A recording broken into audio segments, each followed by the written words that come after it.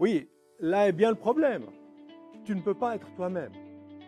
Le risque d'explosion est tellement grand qu'il occupe tout l'espace. Il y a des gens comme ça, en rien les contrarie, et on ne sait pas comment être avec eux. Leur attitude est souvent incohérente. On a beau être sur ses gardes, faire attention à ce qu'on dit, leur réaction est imprévisible, là où on ne l'attend pas. Tu te sens cerné de tous côtés. C'est un vrai dilemme, car par temps calme, ton père est agréable et tu l'aimes.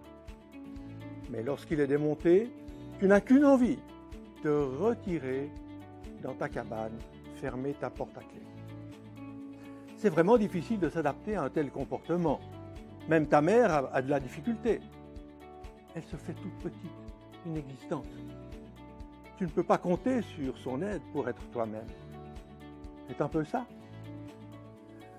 Tu as une petite chance d'y arriver si ton père se rend compte que sa colère est disproportionnée et qu'il peut se remettre en question. Il cherchera à maîtriser ses impulsions et pourra accepter le dialogue. Mais s'il est rigide et inflexible, tu ne pourras pas le changer. Tu te sentiras peut-être impuissant et tu risques de croire que c'est à toi de te remettre en question pour arranger les choses.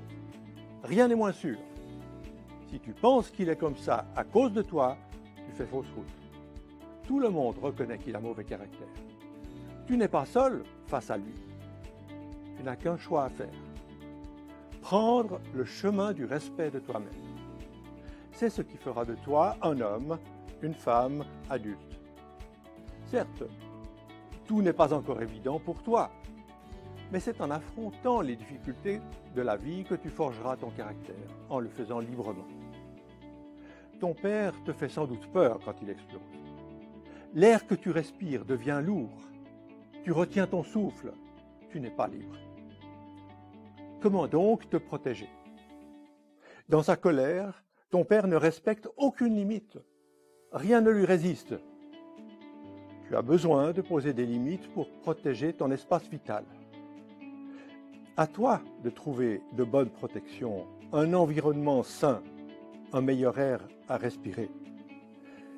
Dans la vie, nous avons besoin de chercher les personnes qui nous font du bien et d'éviter celles qui nous font du mal.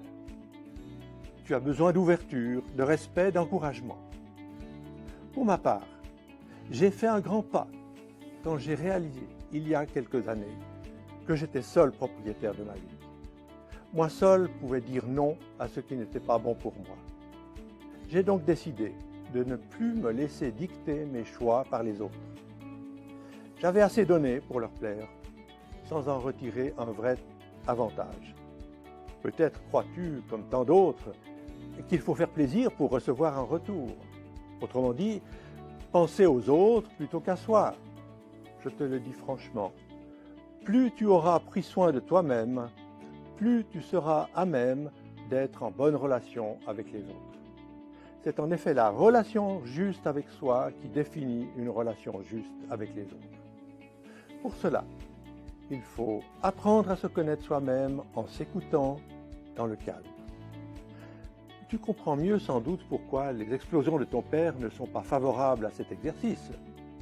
Si ton père ne veut pas t'entendre, cesse donc de vouloir le chercher. Écoute ce qu'il y a en toi et va de l'avant.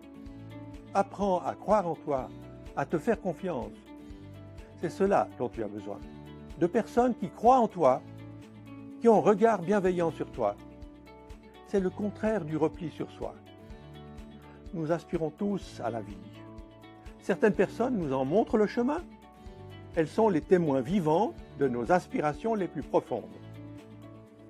Savoir s'entourer des bonnes personnes, voilà une clé très importante pour ton avenir. Et j'espère pour ton présent.